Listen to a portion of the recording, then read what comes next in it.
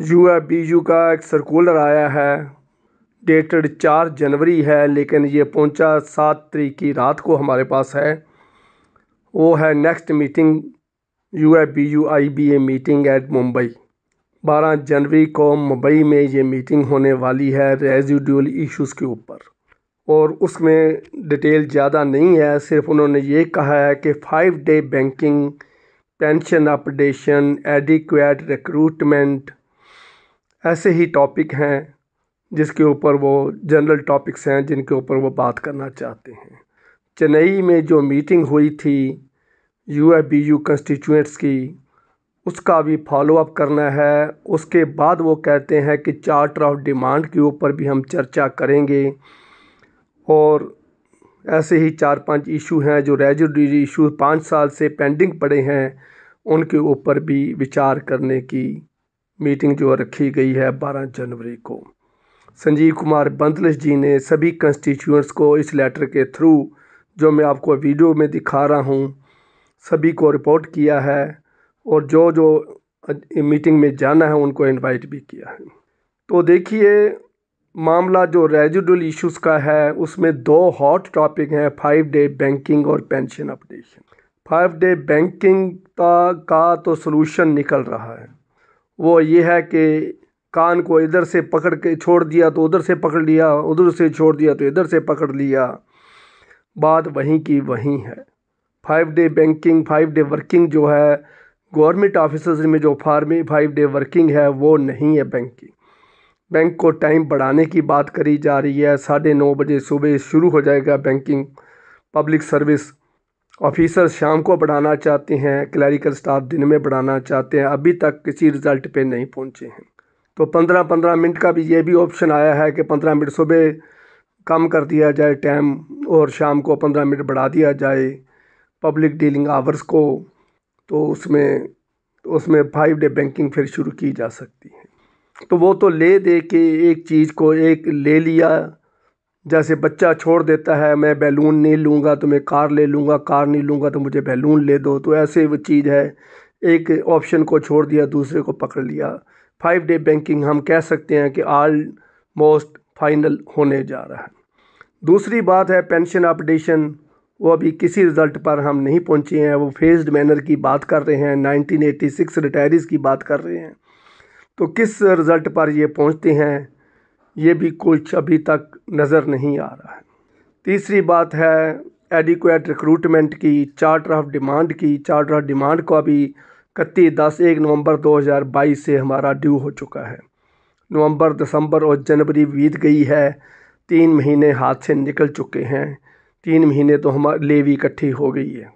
तो ये सोचिए कि अभी तक कुछ भी रिज़ल्ट सामने नहीं आ रहा है। और दूसरा है, इन्होंने कोई स्ट्राइक की बात भी नहीं करी है अभी तक। अगर 12 जनवरी को कोई फाइनल नहीं होता है तो कहीं हम कौन सा रास्ता अख्तियार करेंगे? क्या हम नेक्स्ट मीटिंग की फिर वेट करेंगे, फिर 12 मार्च को मीटिंग रख लेंगे, 3 महीने के बाद फिर मीटिंग आ जाएगी, फिर उस मीटिंग में दूसरी मीटिंग रख लेंगे? ये एक बंदर बंदरी का खेल जो है बहुत लंबा खेल है। बंदरी रूठ कर मायके चली जाती है, बंदर इंतज़ार करता रहता है। बंदरी कब मायके से वापस आएगी, कब उसकी पिटाई करेगा, ये पता नहीं है। इसी तरह ये भी खेल वही बना रखा है। इसमें कोई ऐसा लगता नहीं है कि हमारे देश में कोई सरकार नाम की कोई चीज़ है, हमारे देश में कोई रिस्पॉन्सिबिलिटी नाम की कोई चीज़ है, हमारे देश में टाइम बाउंड नाम की कोई चीज़ है, हमारे देश में कोई कुर्बानी करने वाली हस्ती है जो बैंकर्स के लिए कुर्बानी करे, और हमारी वेज रिवीजन टाइमली होनी चाहिए। तो ये साथियों सारा है, ये लेटर का निचोड़ यही है। और यूएबीयू भी हमारे इस खेल में पूरी पार्टनर है, इस खेल के साथ आईबीए के साथ जॉइंट हैंड है। कहीं भी उन्होंने कोई एग्रेसिवनेस नहीं दिखाई है, कहीं भी उन्होंने कोई टाइम बाउंड घटना वाली बात नहीं करी है, कहीं भी उन्होंने ये नहीं दिखाया है कि हम इस डेट को वेज रिवीजन फाइनल कर देंगे। मीटिंग पे मीटिंग, मीटिंग पे मीटिंग, अगली मीटिंग आईबीए नहीं बुला रही, उसके लिए लेटर लिख देते हैं, फिर 2 महीने आईबीए लेटर को पढ़ता रहता है, फिर उसकी मीटिंग करता रहता है, मीटिंग की डेट फिक्स होती है, फिर उसके पहले UABU अपनी मीटिंग कर लेता है। तो कोई अभी तक एक्सपीरियंस का बेनिफिट नहीं लिया गया। हमें ये पता है कि इस आदमी को कैसे डील करना है।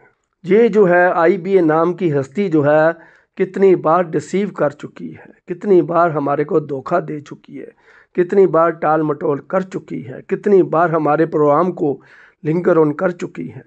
वही पेंशन अपडेशन, वही एक्चुअरी, वही कॉस्ट फंडिंग, वही फंड शॉर्टेज, वही बातें बार बार हो रही हैं।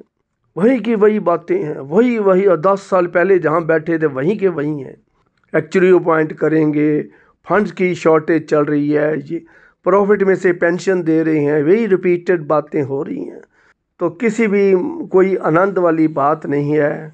कोई हम ये नहीं कह सकते कि हमारे पास UABU नाम की इतनी बड़ी यूनियन है, इतना बड़ा हाथी हमारे साथ है, हम उसको हाथी को गिरा लेंगे, लेकिन वो बात ही नहीं है। क्या बात है, कहाँ अड़चन है, इसके बारे में कहना मुश्किल है। तो इसका क्या रिज़ल्ट निकलेगा, अभी तक हम भी किसी नतीजे पर नहीं पहुँचे हैं। 12 जनवरी शाम का जो मीटिंग हो जाए ख़त्म हो जाएगी, तो 13-14 जनवरी को यूनियन का सर्कुलर निकलेगा। फिर वही बात हो जाएगी कि अगली मीटिंग की डेट रख रहे हैं। तो ऐसा कोई वीडियो बनाने में भी कोई मज़ा नहीं आ रहा है। दूसरी बात है भाइयों, मैंने कम्युनिटी पोस्ट में डाला है group health insurance state bank of India SBI की जो हेल्थ असिस्ट पॉलिसी है, जिसको प्लान B भी कहते हैं, जो 16 जनवरी 2023 से ड्यू है, 15 जनवरी 2024 तक है।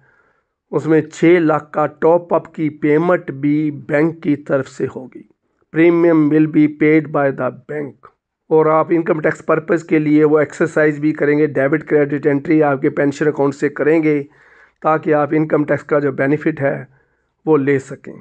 उसके ऊपर आप अगर गलती से भी रह जाता है तो बाद में रिफ़ंड भी ले सकते हैं।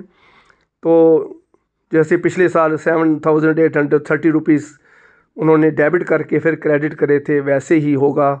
6 लाख का टॉप अप प्रीमियम है, 3 लाख का इंश्योरेंस, 9 लाख टोटल इंश्योरेंस हो जाता है। तो हेल्थ असिस्ट पॉलिसी में 12,000 रुपया फार्मेसी की सुविधा है, 18,000 की दवाई लेते हैं तो 12,000 will be paid by the bank.